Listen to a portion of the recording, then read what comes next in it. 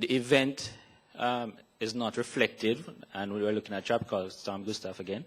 The nature of displacement likely resulting from more intense events. What we're looking at is that even though we highlighted some areas that we thought we did well, we are mindful that other large-scale events would provide, would give us more significant damages. If it was a Category 3 or a Category 4 hurricane, our infrastructure would not have stand up as well as it did, given a direct hit, as well as some of the programs that we have implemented, such as the priority shelters and so on. Even though it seemed to be a success, maybe a larger scale event would see us in problems as it relates to some of the other shelters, some other areas that we did not identify as priority at that time. Some other areas might surface that would necessitate them being included in those areas. Again, hence there's a need to improve relief capacity at the local level. We looked at that. A need to build an intermediary level, national level, of risk transfer, and we're looking at improving the National Disaster Fund. That really is boosting the amount of funds that is pumped into the National Disaster Fund, and integrating all the various private sectors into contributing to the fund, so that we have that level of risk transfer where as soon as there is an event, we have that pool of funds ready to assist in the immediate recovery of our affected areas and individuals. The need to strengthen recovery mechanisms, again looking at institutionalizing and mainstreaming disaster risk management into all our sectors and into the general budget allocations in the broader sector groups, as well as at the local authorities. Focus on building mitigation culture.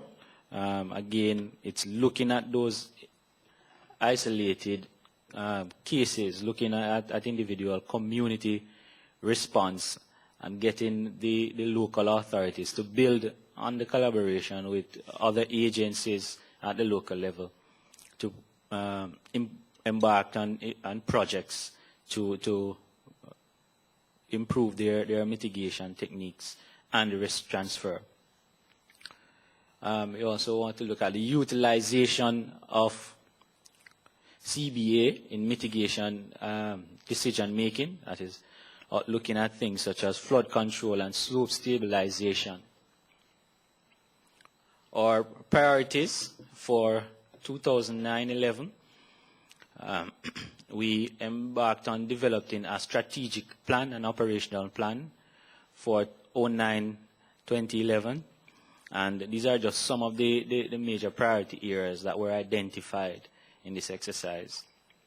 The plan is to organize around the following goals: sustainable development in Jamaica, enhanced through comprehensive disaster management, strengthen ODPEM's institutional capacity, and raise the corporate profile of the organization, create a motivating, challenging, and safe work environment for ODPEM's employees. One of the second priority areas to look at the technical key result areas under the 3-year plan as follows: disaster risk management strengthened, reduction of loss of life and property, strengthening and disruption caused by disaster minimized, serve as the national focal point for disaster management information. Some of you would have been familiar with our priority matrix. I won't touch on that just now.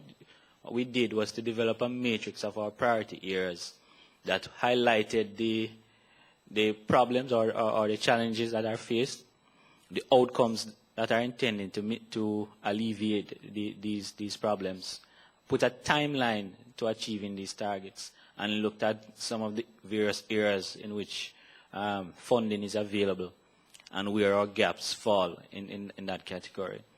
Right? And this is available to all of you. We can pass on this information to you so you can know where our gaps are and the priority areas in which we need to focus on.